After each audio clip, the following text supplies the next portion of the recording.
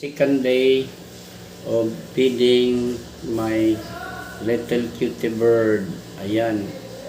He is hungry now. The name of this one is Patrick. This is Patrick. See? Hungry? Okay. Come on, Bobby. This is, the name of this one is Patrick. Okay. Can you take a photo with me too? Okay. Okay. This is Patrick, okay? Don't eat him too much, he will drown. Okay. I have a rest. And then I get another one. See?